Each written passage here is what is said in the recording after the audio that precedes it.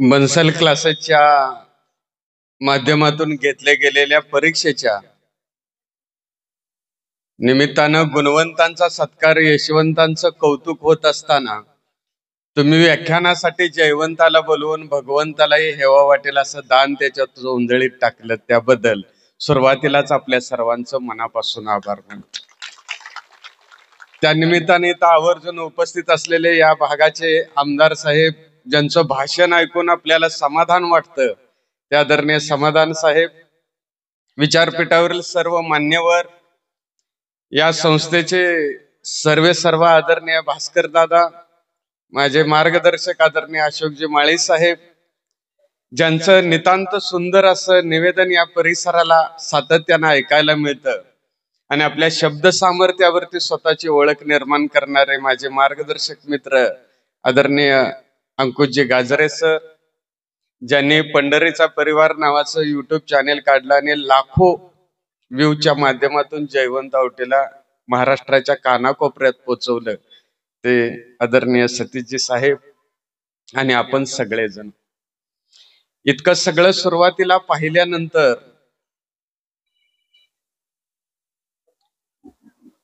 आजपर्यंत इतकी बक्षीस वाटपाचा कार्यक्रम 20 वर्ष झालं करतोय. अगदी हात दुखतात आमचे. अंकुशजी साहेब असतील, आम्ही असेल, ज्या वेळेला पारितोषिक वितरणाला जातो त्यावेळेला आमचे हात दुखतात बक्षीस देऊन. पण लॅपटॉप, मोबाईल अशा उच्च दर्जाचं बक्षीस वितरण आज पहिल्यांदा करतो. मला असं वाटायला लागलं की मान्यवरांना सुद्धा एक एक मोबाईल दिला असता तर दादांचं काय बिघडलं असतं सांगा, आणि आलेल्या पालकांना सुद्धा एक एक द्यायला पाहिजे होता का नाही सांगा. अहो, तुम्ही इतक्या उत्साहानं आलाय, इतकं छान नटून टटून आलाय की आता जर कार्यक्रमानंतर जेवण असतं तर दादाचं लग्नच आहे असं वाटलं असतं सगळ्यांना. इतक्या छान पद्धतीचा कार्यक्रम इथं आयोजित केलेला आहे. खऱ्या अर्थानं ज्या वेळेला इथं याच व्याख्यान मला 15 दिवसापूर्वी झाली होती आणि इथंच व्यक्त व्हायला मी आलो होतो, आणि त्यावेळेला बोलून गेल्यानंतरचा जो उत्साह आहे तेवढाच किंबहुना त्याच्यापेक्षा कणभर ज्यादा आहे. कारण मागील वेळेला मी व्याख्यानाला आलो त्यावेळेला प्रत्येक जण आपल्या डोक्यामध्ये विचार घेऊन आला होता. आज इथं आलेला प्रत्येक जण आपलं भविष्य बाजूला घेऊन बसलाय, म्हणून आजच्या दिवसाला सुद्धा तितकंच महत्व. की जगातला सुजान पालक कोण असतो, जगातला आदर्श पालक कोण असतो, तर जो आपल्या मुलांना वेळ देऊ शकतो. या जगामध्ये जगासाठी सगळ्यांना वेळ आहे, परंतु आपल्या मुलांच्यासाठी, आपल्या बायकोसाठी, आपल्या आईसाठी द्यायला लोकांच्याकडे वेळ नाही. आणि हे माझ्यापेक्षा तुमच्यापेक्षा इथल्या माता बहिणी जास्त ओळखून आहेत. बरोबर ना माहिती? आपल्या मुलांचं सांगायला लागलं की वडील जेवाय आलं की नेमकं म्हणतात जेवायच्या वेळेला नेमकं काढलंस, बरोबर म्हणतात का नाही? आणि हे जेवण झालं की लगेच भरल्या ताटावून उठतंय, फोन आला की लगेच निघून जातंय. मग त्यांना सांगायचं कधी आणि हे सगळं बोलायचं कधी? आणि हे ज्या वेळेला आपल्याला कळेल आणि ती वेळ मिळेल त्यावेळेला आपण सुजान पालक आहोत. 4 वाजता बोलवून सुद्धा 7 वाजेपर्यंत थांबणारा बापच खरा आदर्श बाप असतो. आणि ते आज तुम्ही सिद्ध केलेलं आहे की आपल्या मुलांच्यासाठी वेळ दिलेला आहे. कारण जगणं म्हणजे सर्व नाती जपणं, विश्वासास पात्र राहणं, आपल्या समोर येणाऱ्या प्रत्येक व्यक्तीचा शक्य तितका आदर करणं, त्यांच्या आयुष्यात सुख वाढवणं म्हणजे जीवन होय. आणि या सुसंस्कृत जीवनाचा अंगीकार करायचा असेल तर सकस माणसाची आणि सकस साहित्याची संगत असणं नितांत गरजेचं असतं. सकस माणसाची संगत आपल्याला पाठ्यपुस्तकामध्ये, साहित्यामध्ये मिळत असते. माणसांची संगत आपल्याला बाजारपेठेमध्ये मिळत असते. परंतु सकस विचारांची संगत मिळायची असेल तर आपल्याला चांगल्या ठिकाणी जावं लागतं, आदर्श ठिकाणी जावं लागतं. आणि आपल्या मुलांचं भविष्य बन्सल क्लासेसमध्ये आहे हे तुम्ही ओळखलं, म्हणून मुलांना इथं गाठलं. म्हणून प्रथमतः तुमचं अभिनंदन आहे मित्र. की आज आपण आपल्या लेकरासाठी कशासाठी आपण झटतोय, कशासाठी आपण रात्रीचा दिवस करतोय, रक्ताचं पाणी करतोय, देहाची आराधना करतोय, तर आपल्या मुलांचं भविष्य व्हावं म्हणून, आपलं मुलं भविष्यामध्ये चांगल्या पद्धतीने जगावीत म्हणून. आणि आज कोटाची सगळे शिक्षक आलेले आहेत. मी आज इथं भेटलेलं नाही आल्यानंतर एकालाही, पण तुम्हाला एक उदाहरण सांगतो. मागल्या 15 दिवसापूर्वी माझ्याच ओळखीचे एक जण कोटाला मुलाला घातलं होतं, आणि तिथून आल्यानंतर ज्या वेळेला कुठं तर नाममात्र ऍडमिशन असतं ना, त्या ऍडमिशनच्या ठिकाणी कॉलेजवर मी त्यांच्या बरोबर गेलो आणि त्या सरांनी विचारलं मुलाची प्रगती काय आहे. त्यावेळेला सरांनी सांगितलं की तास चालू होता आणि तास चालू असताना सर शिकवत होते आणि मध्येच सरांनी शिकवायचं थांबवलं. एक फोन घेतला आणि फोन घेतल्यानंतर सांगितलं की आजचा तास संपला म्हणून, आणि सर निघून गेले. आणि 10व्या मिनिटाला मोबाईलवरती त्याच सरांचा मेसेज होता की नवीन क्लासमध्ये त्यांचं सहर्ष स्वागत झालेलं आहे. म्हणजे पैसे मिळतील तिकडे जाणारी एक व्यवस्था निर्माण झालेली आहे. जगाच्या कानाकोपऱ्यात नीट जीई साठी पैसे मिळवणं हा एक उद्योग होऊन बसलेला आहे. आदरणीय भास्कर दादांना आल्यानंतर विचारलं की या 2 वर्षात आपल्या संस्थेची प्रगती काय, तर भास्कर दादांनी सांगितलं, आता इथं ऐकायला आहे ते, त्यांनी सांगितलं 1 कोटी रुपये नुकसानीत आहे, परंतु 60 मुलं नीट मध्ये आलेले आहेत. हे ह्या भारतातला फक्त एकमेव संस्थापक सांगू शकतो की माझं नुकसान किती झालं आहे ह्याला महत्व नाही, माझे पैसे किती गेले याला महत्व नाही, तर आपला मुलगा आपल्या परिसरामध्ये शिकला पाहिजे, आपला मुलगा आपल्या आई वडिलांच्या सानिध्यात शिकला पाहिजे आणि त्यातूनच त्याचं भविष्य घडलं पाहिजे.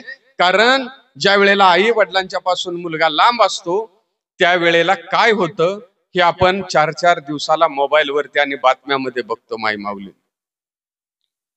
आज आपण शर्यतीच्या घोड्यासारखं मुलांना राबवायला लागलोय. आज आपण मुलांना परीक्षेच्या मार्काच्या साठी दोन्ही हाताने त्याला सांगायला लागलोय पळ पळ पळ पळ म्हणून, आणि कुठंतरी त्याला नेऊन घालतोय. मोबाईल बंद होतात, आई वडील बंद होतात, पाहुणे पै बंद होतात, आणि महिन्याला 1-2 बातमी येते की मुलानं आत्महत्या केली, मुलीनं आत्महत्या केली. तर परीक्षेबरोबर मार्काबरोबर आई वडिलांचा सहवास ही तितकाच महत्वाचा आहे. कारण ज्या वेळेला आपण शेतामध्ये दारं धरतो त्यावेळेला फक्त खतवाड माती असून चालत नाही, तर चगाळा सुद्धा असावा लागतो, तर दार मजबूत होत. त्याच पद्धतीनं मुलगा अभ्यास करत असताना त्याला आई वडिलाचं प्रेम सुद्धा तितकंच महत्वाचं आहे. म्हणून आपल्या नजरेच्या टप्प्यात मुलाला ठेवायचं असेल तर बनसेल क्लासेस शिवाय पर्याय नाही. माझं म्हणणं तुम्हाला पटतंय का सांगा.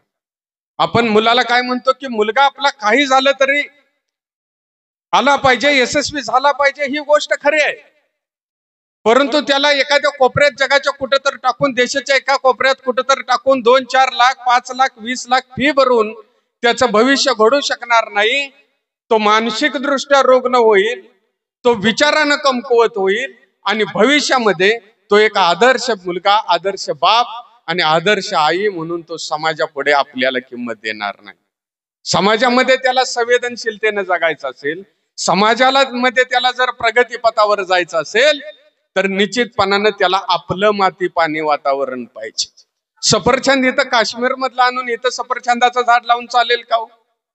चालणार आहे का?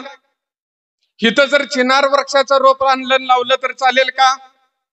इथं डाळिंबच उगवणार, इथं बाभळच उगवणार, इथं द्राक्षच उगवणार. आपलं मूल सुद्धा याच मातीमध्ये मोठं होणार, हे आज आपण लक्षात घेतलं पाहिजे.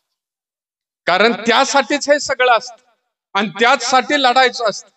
आज जीई नेटच्या माध्यमातून तुम्ही स्वप्न पाहताय आणि आपली मुलं अधिक प्रगती पथावर जावी म्हणून तुमच्या डोळ्यामध्ये ती चमक आहे, आणि ती चमक घेऊनच आपल्याला इथून पुढे जगावं लागेल.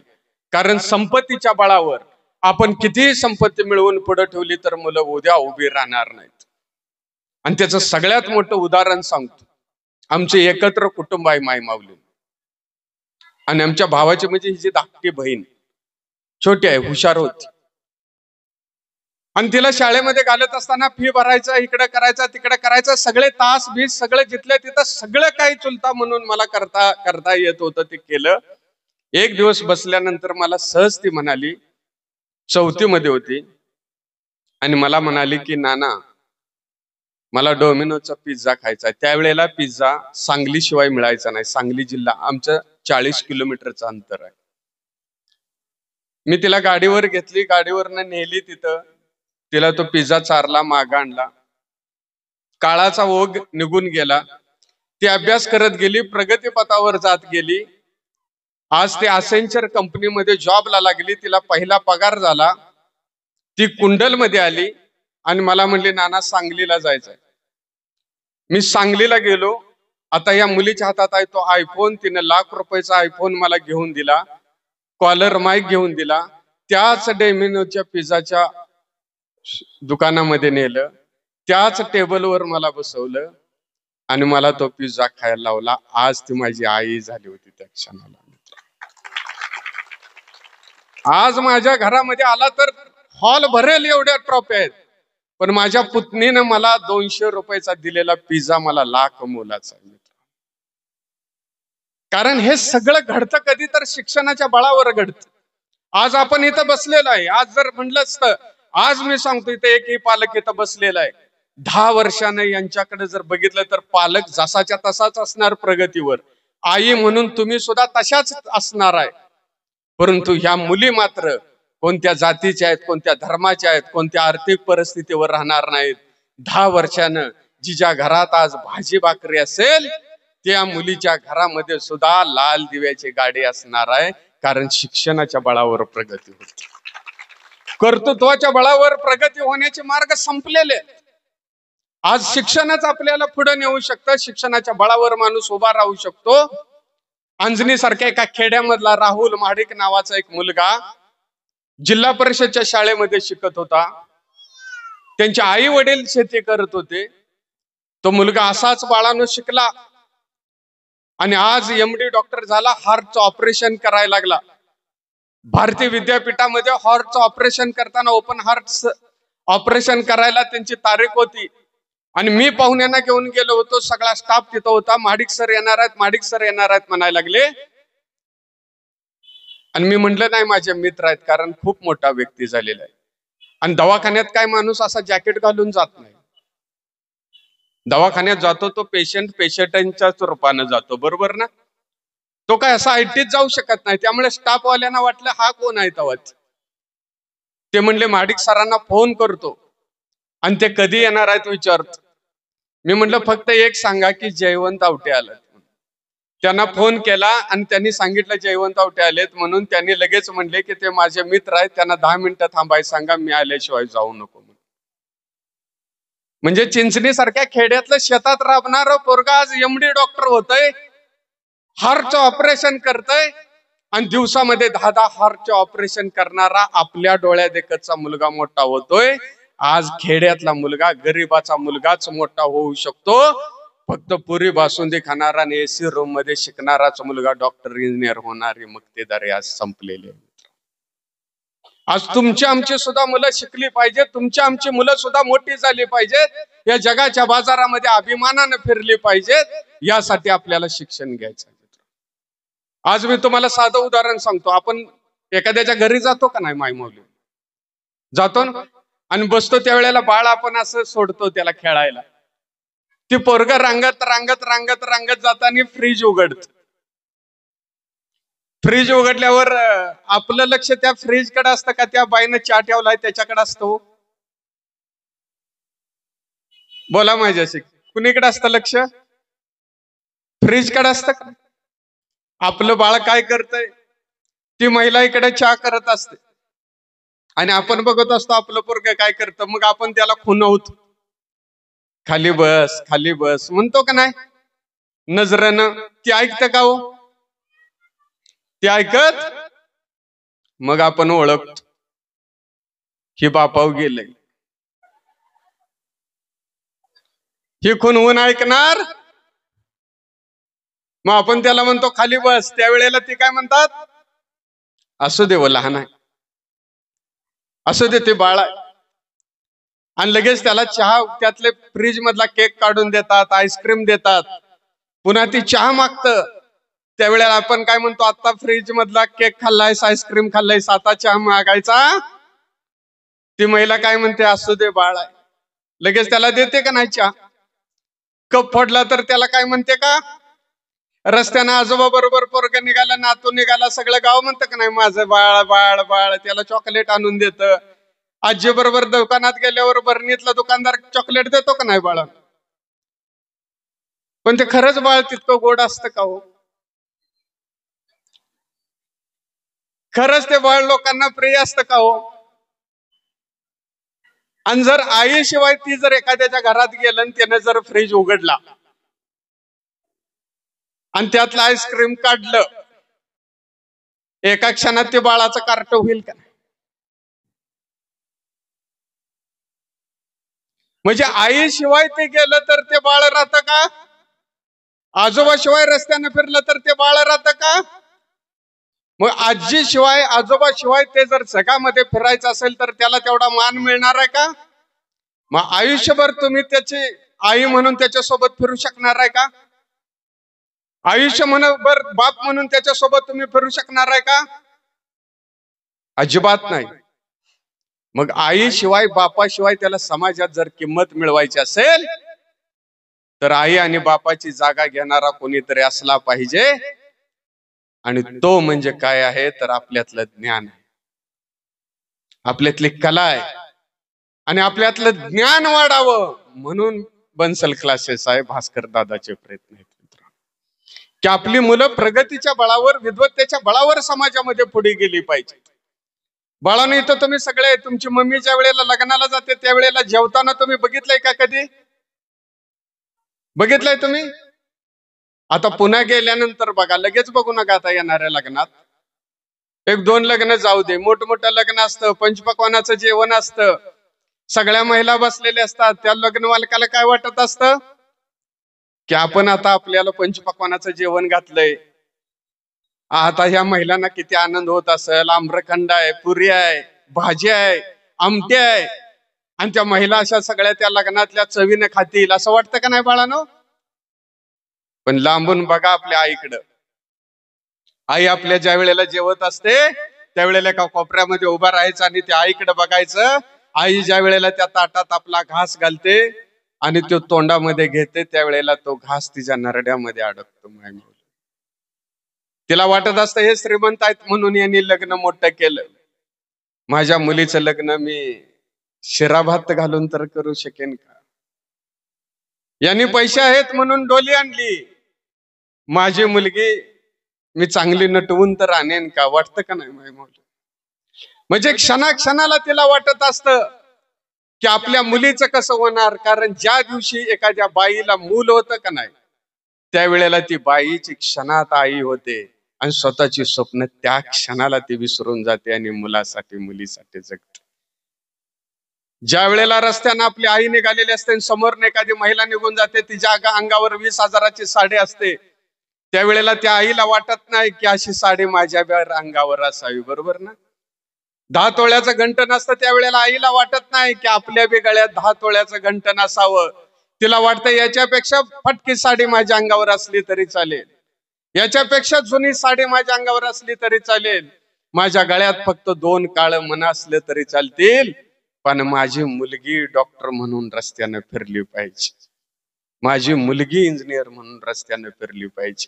आणि ज्या दिवशी नीट मध्ये यशस्वी होईल, जीए मध्ये यशस्वी होईल, डिजिटल लागेल, त्यावेळेला हीच माऊली परमेश्वराजवळ, त्या विठ्ठलाजवळ हात जोडेल आणि म्हणेल बरं झालं मला मुलगी दिली, त्यासाठी लेकरांनो जगायचं. या क्षणाला आपण ठरवायचं आहे की आपण कशासाठी जगायचं आहे आणि कशासाठी आपलं जीवन जगायचं आहे. कारण हे सगळं मुलांना आपण करतो कशासाठी तर आई वडिलांचे एक स्वप्न असतात, त्यांनी अपमान सहन केलेले असतात, त्यांनी जीवनामध्ये आपल्या जीवनाचे राख रांगोळी करून घेतलेले असते आणि त्यांना पुन्हा त्या जीवनामध्ये पुन्हा ते संकट येऊ नये, पुन्हा त्यांच्या जीवनामध्ये कष्ट उपसायला लागू नयेत म्हणून आपण हे सगळे करत असतो. आणि निश्चितपणानं आपल्याला ते लक्षात घेतलं पाहिजे की आपण बाहेर मुलं गाठली म्हणजे आपण शानो झालो असं नाही. आमच्या गल्लीतल्या एका महिलेनं असाच बाहेर मुलगा घातला आणि बस यायची 50 किलोमीटरवरनं, मुलापेक्षा हीच नटून बसायला लागली. ही नटून बसते म्हणजे शेजारणीला लय हेवा वाटला, शेजारणीने बी पोरग घातलं आणि आपण बी नटून चावडी समोर यायला लागली. आणि दोघी मुलाला सोडाय आलत्या, तू लय नटल्यास का मी लय नटली ह्या वादात पोरं ततच ठेवली, दोघी जण स्कूल बस मध्ये बसून निघून गेले. म्हणजे कशासाठी तर आम्हाला फक्त दाखवायचं आहे की आमचा मुलगा कुठं तर बाहेर आहे, हेच आज झालंय ना, आज हेच झालंय का नाही सांगा. आता ज्या वेळेला आपला पप्पा घरी येतो त्यावेळेला आपल्या बंट्याला 10 मार्क पडले म्हणून दुःख असतं का हो? असतं का? नाही. तर शेजारच्या चिंट्याला 11 मार्क पडले ह्याचं दुःख असतं. मग ते पिंजऱ्यातल्या वाघागत असं आपण उलट सुलट करत असतो. कवा एकदा ह्याचा पप्पा येतोय आणि कवा एकदा मी सांगत्या आणि पप्पा दारात दिसला. आपल्या बंट्याला 10 मार्क पडली, शेजारच्या चिंट्याला 11 मार्क पडली. तुम्हाला फक्त पांढरी कापड घालून फिरायला पाहिजे, घरावर ध्यान द्यायला नको. पप्पाला कळत नाही नेमकं काय करावं. चिंट्याच्या डोसक्यात धोंडा घालावा का आपल्या बंट्याचं नरड दाबावं का बायकोला इंडोसल्फान पाजावं? झालंय का नाही तसं सांगा. फक्त आपण ईर्ष्या करायला लागलो. स्पर्धा स्वतःशी पाहिजे. स्वतःला वाटलं पाहिजे की मी कुठं आहे. आज मी म्हणून चालेल का की आज यांचे सबस्क्रायबर 2 लाख आहेत, अंकुशजींचे 3 लाख आहेत. यानं रान तुटत नसतं मित्र. आपलं कर्तृत्व आपली मुलं आपणच जपली पाहिजेत आणि आपल्या मुलांचं भविष्य आपणच घडवलं पाहिजे. एका महिलेनं असंच मुलगा गाठला बाहेर आणि लगेच ती बी सुशिक्षित झाली. असे जिंजाईस काटून फिरायला लागली. लग्नाला नेलं पोराला, त्याला असा सोडला होता. बुफे पद्धतीचं जेवण होतं. ती दिसल त्या पदार्थात तोंड घालायचं आणि हे महिलांच्या संग बोलत उभा राहिली होती हात बांधून. इकडं बघितलं की जिंजा इकडं उडायच्या, इकडं बघितलं की जिंजा इकडं उडायच्या. तेवढ्यात पोरगं पळत आलं आणि मम्मीचा पदर वडला आणि म्हटलं, मम्मी मम्मी मला सुसू आल्या. मम्मीला असा राग आला, असा राग आला. मम्मीने त्याच्या कानाखाली एक आवाज काढला, पोरानं पॅन्टच. मम्मी म्हणले तुला काय कळतं का रे? तू असं सांगायला लागलास तर आपण गावंढळ कळेल का नाही? मम्मी म्हणली आता मला लागली त्याला काय करू? मम्मी म्हणली तुला एक आयडिया सांगते. हिथून पुढं तुला जर असं काय झालं तर मला म्हणायचं, मम्मी मला गाणं म्हणायचं आहे. मग मी ओळखते तुला काय करायचंय. झालं ह्याला पुन्हा लग्नाला नेला. हे सगळ्या महिला अशा बसल्या. तेवढ्यात पोरगं पळत आलं आणि मम्मीचा पदर वडला आणि म्हटलं, मम्मी मम्मी मला गाणं म्हणायचं आहे. बायका म्हटल्या बघितलं का एवढं एवढं आहे तर ह्याला गाणं म्हणायचं आहे. मोठा झाल्यावर चांगला गायक होईल. ह्याला काय करायचंय ते यानं अंधारात केलं. असं बरेच दिवस मजेत गेलं आणि एक दिवस मम्मी गेली गावाला आणि हे रात्रीचं पप्पा जवळ झोपलं. रात्रीच्या 12ला पप्पाला हलवून उठवतय आणि म्हणताय कसं, पप्पा पप्पा मला. पप्पा म्हणलं लगा इतक्या रातचं गाणं म्हणतो शेजारची चप्पल न मारतेली. नाही म्हणला मला गाणं म्हणल्याशिवाय झोपच येणार नाही. पप्पा म्हणलं अजिबात नाही. पोरग म्हणलं म्हणू दे. पप्पा म्हणलं अजिबात नाही. पोरग म्हणलं म्हणू दे. पप्पा म्हणलं अजिबात नाही. पोरग म्हणलं म्हणू दे. पप्पा म्हणलं अजिबात नाही. पोरग म्हणलं पप्पा आता माझ्याच्यानं राहत नाही. पप्पा मला गुमान गाणं म्हणू दे. पप्पा नाहीतर गाण्यात भिजवीन. पप्पा म्हणलं आता तू लयच आग्रह करतोस तर आपण एक आयडिया करूया. मी भिंतीकडे तोंड करून झोपतो, तू हळूच माझ्या कानात गाणं म्हण.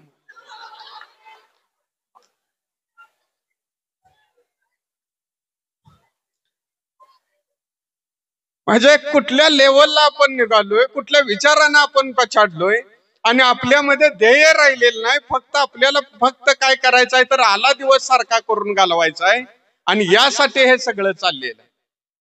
बरोबर ना? तर म्हणून आज आपण लक्षात ठेवायचं आहे की आपली मुलं आपल्या जवळ पाहिजेत. अमिताभ बच्चन हे तर सगळ्यांना माहित आहे ना. अमिताभ बच्चन हा 30 वर्ष झालं चहा सुद्धा साधा प्याला नाही हे तर माहिती आहे ना. मग दारू मटण ही गोष्ट वेगळीच.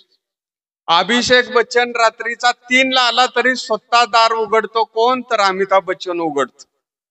परवा अजय देवगण, रितेश देशमुख आणि अभिषेक बच्चन तिघ एका कार्यक्रमात होती आणि बोलता बोलता अजय देवगणने सांगितलं की अभिषेक बच्चन ड्रिंक करतो म्हणून. हे ज्या वेळेला अमिताभ बच्चन ऐकलं असेल त्यावेळेला काय वाटलं असेल?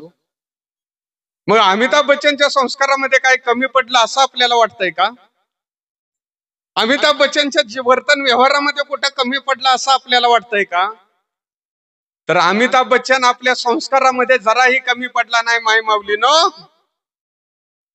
फक्त कामाच्या व्यापात त्याला मुलाकडे वेळ देता आला नाही आणि मुलगा एका ड्रिंक करणाराच्या संगतीत गेला आणि 4 माणसात तो ड्रिंक करतोय म्हणून कळालं.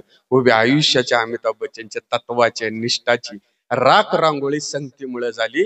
म्हणून आपली मुलं डोळ्यासमोर पाहिजेत, म्हणून आपली मुलं आपल्या समाजाच्या जवळ पाहिजेत. मित्र, आपली ही खेड्यापाड्यातली मुलं माणसं वाटतात का नाही की ही नको आपल्याला? असं वाटतं बघा.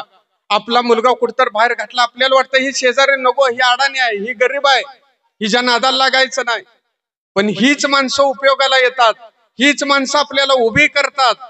कारण आपल्याला जर दोरा लावाय सुई पाहिजे असेल आणि आपण जर शेजारणीकडे गेलो आणि तिला जर म्हटलं की बटन लावायचं आहे आणि जरा सुई दे, आणि ती जर म्हटली तर तू लय माझ्यावर आज ह्याच्या आधीपर्यंत उपकार केलेत आणि तू काय सुई तुला देत नाही, पार घेऊन जा, चालेल का हो? म्हणजे गरज कशाची आहे? सुईची आहे, तर सुईच लागणार ना. अगदी त्याच पद्धतीनं आपल्या समाजातली मुलं आपली मुलं चुकतायत म्हणून सांगतात. आपली मुलगी रस्त्यावर कोणासंग बोलत असेल, आपला मुलगा कोणाच्या तरी संगतीत जात असेल, तर आजूबाजूची लोक पहिल्यांदा सांगतात आणि हे सामान्य कुटुंबात आणि मध्यमवर्गीयात राहिले. बरोबर का रे भावा? बरोबर का? हे मोठी लोक सांगत नाहीत. जी मोठी गाड्यात नाही फिरतात ती लोक कुणाचं काही सांगायला पडत नाहीत, कारण त्यांना आपल्या अंगावरती कुठला शिंतोडा नको आहे, कोणाला त्रास नको आहे. सामान्य माणसं सांगतात की तुमचा मुलगा चुकायला लागलाय म्हणून. आणि म्हणून बन्सल क्लास हा जर पंढरपूर मध्ये असेल तर आपल्या नजरेच्या टप्प्यात राहील. ही मुलगी केवढी आहे एकदा बघा. हिच्या वर्गातली मुलगी, ते रिमझिम पान मिळतं ना पान दुकानात, आता मिळतं ना भावा. एक मुलगी पोलूच्या स्टँडवरती पान खाताना दिसली आणि चक्कर येऊन पडली. मागील महिन्यात संपूर्ण पलूस गाव शहर बंद होतं, कारण जर 8वी 9वी 10वीच्या मुली जर आज पान खायला लागल्या, 8वी 9वी मुली जर दारू प्यायला लागल्या, तर नजरेच्या टप्प्याच्या बाहेर जर मुली ठेवल्या तर त्यांचं भविष्य काय आहे हे आज आपल्याला दिसायला. अगोदर सांगायची की आमचा मुलगा दारू पित नाही म्हणून सांगायची का नाही? 2च वर्षात मुलगीबद्दल सांगावं लागेल की आमची मुलगी दारू पित नाही. बरोबर? आमची मुलगी बियर पित नाही म्हणून आईला सांगावं लागेल. ही परिस्थिती आहे आज. आपण फक्त पैशानं जग विकत घेऊ शकत नाही, पैशानं आपण सगळ्या गोष्टी करू शकत नाही. अचानक वेळेला आपल्याला कळतं की आपल्या हातून काय घडलंय काय नाही म्हणून. बरोबर आहे ना? आणि म्हणून दुसऱ्याला दोष देण्यापेक्षा, दुसऱ्याचं मूल्यमापन करण्यापेक्षा आपली मुलं शिकली पाहिजेत, आपली मुलं उभा राहिली पाहिजेत आणि जी नीटच्या माध्यमातून समाजापुढे आली पाहिजेत. डॉक्टर सचिन पवार नावाचा इस्लामपूरमध्ये पवार हॉस्पिटल एक दवाखाना आहे.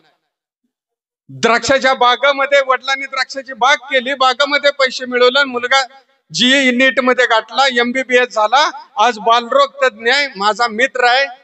आज मी त्याच्या जवळ बसलो तर लहान मुलांना बघत असताना 500 रुपये केस पेपर आहे माय माऊलीनो. 30 सेकंदापेक्षा जास्त एक मुलगा तिच्या जवळ थांबू शकत नाही. इतका तो परफेक्ट झालाय की 30 सेकंदात त्या मुलाचं बघतो आणि पुढे जाऊ दे म्हणतो.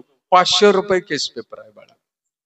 आयुष्याच्या सगळ्या यातना आई वडिलांच्या धन्य केल्या त्या मुलांना. आपली मुलं सुद्धा प्रगती पथावर जायची असतील, आपली मुलं सुद्धा यशस्वी व्हायची असतील तर आपल्याला त्यांना शिक्षणावरती भर द्यावा लागेल. आणि त्यासाठी आपल्याला या पद्धतीचे क्लास घेतले पाहिजे आणि क्लासमध्ये जॉईन झालं पाहिजे.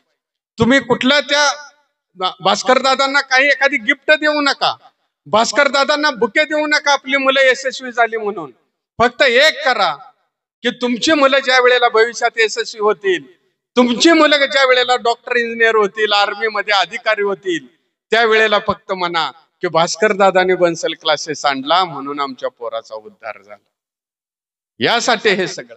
शेवटची एकच गोष्ट सांगतो की एका माणसाला स्वप्न पडलं आणि स्वप्नामध्ये तो समुद्राच्या किनारे गेला आणि त्याने बघितलं तर वाळूमध्ये पावलाचे ठसे उमटले होते. इतक्या त्याच्या खांद्यावरती हात पडला, त्यानं वर बघितलं तर परमेश्वर होता. त्या माणसानं परमेश्वरला विचारलं की परमेश्वरा तू इथं कसा? तर परमेश्वराने सांगितलं की मी तुझं जीवन बघायला आलोय. त्यावेळेला त्या माणसानं वाळूमध्ये बघितलं तर एका माणसाच्या पावलाचे ठसे उमटले होते. त्या माणसानं परमेश्वरला विचारलं की परमेश्वरा ते वाळूमध्ये पावलाचे ठसे उमटले ते कुणाचे आहेत? त्यावेळेला परमेश्वर म्हणाला, बाळ तुझी जीवन वाट चालत आलास त्या पावलाचे ठसे आहेत. त्या माणसानं पुन्हा एकदा निरखून पाहिलं तर आणखी एका माणसाच्या पावलाचे ठसे अगदी हातात हात घालून चालल्याप्रमाणे दिसत होते. त्या माणसानं पुन्हा परमेश्वरला विचारलं आणखी एका माणसाच्या पावलाचे ठसे आहेत ते कुणाचे आहेत? त्यावेळेला परमेश्वर म्हणाला, बाळ ते माझे आहेत, मी तुला साथ दिलेले. त्या माणसानं पुन्हा त्या पावलांच्याकडे निरखून पाहिलं. त्यावेळेला एकाच पावलाच्या ठसे काही ठिकाणी होते. त्या माणसानं पुन्हा परमेश्वरला विचारलं की काही ठिकाणी एकाच माणसाच्या पावलाचे ठसे ते कसे काय? त्यावेळेला परमेश्वर म्हणाला की बाळ ज्या ज्या वेळेला तुझ्या आयुष्यात दुःख आली, ज्या ज्या वेळेला तुझ्या आयुष्यात संकट आली, ज्या ज्या वेळेला जवळची माणसं तुला निंदली, तू संपावास म्हणून ती लढत राहिली, कुडत राहिली, जळत राहिली, जगावं की मरावा असा प्रश्न तुझ्या पुढे उभा करत राहिली, त्या वेळेला एकाच माणसाच्या पावलाचे ठसे आहेत. तो सद्गतीत झाला आणि पाणावलेल्या डोळ्यानं परमेश्वरला विचारलं, म्हणजे परमेश्वरा अशा कठीण प्रसंगात तू सुद्धा माझी साथ सोडून गेलास? त्यावेळेला परमेश्वर म्हणाला, नाही बाळ, ज्या ज्या वेळेला तुझ्या आयुष्यात दुःख आली, संकट आली, त्यावेळेला मी तुला उचलून घेतला होता. एका माणसाच्या पावलाचे ठसे ते माझे आहेत. मित्रांनो, तो माणूस स्वप्नामध्ये होता. जागेपणी माणसात देव शोधावा लागतो. आपल्या मुलांच्या भविष्यामध्ये देव शोधावा लागतो. ज्या ज्या वेळेला आपल्या आयुष्यात दुःख येतील, ज्या ज्या वेळेला आपल्या आयुष्यात संकट येतील, ज्या ज्या वेळेला जवळचे माणसं तुम्हाला निंदतील, तुम्हाला अपमान करतील, अपमानित करून तुमचं जीवन नकोसं करतील, त्यावेळेला संयम ठेवा. मुलांच्या वरती, भविष्यावरती लक्ष द्या. एक ना एक दिवस तीच मुलं तुमच्या आयुष्याचा सगळ्या अपमानाचा भार हलका करतील आणि आई बाप म्हणून समृद्ध करतील. ही लाख लाख शुभेच्छा देतो आणि तुमचा निरोप घेतो. खरंच भविष्यामध्ये तुमची मुलं अधिक प्रगतीपथावर जावीत. आपलं 12 गावचं संचित नावाचा कथासंग्रह येत आहे. मुलांनी कसं वागावं, आई वडिलांनी कसं वागावं, यासाठी कथेच्या रूपाने मी मार्गदर्शन केलेलं आहे. जाताना फक्त त्या पुस्तकांच्याकडे एकदा नजर टाका. आदरणीय भास्कर दादांचं आणि अंकुशजी सरांचं आणि सतीश साहेबांचं, आपल्या सर्वांचंच मी पुन्हा एकदा मनापासून आभार मानतो. आणि पुढून आता चालू होणाऱ्या पारितोषिक वितरणाला आपण अशीच भरभरून दाद द्याल अशी अपेक्षा व्यक्त करतो आणि थांबतो.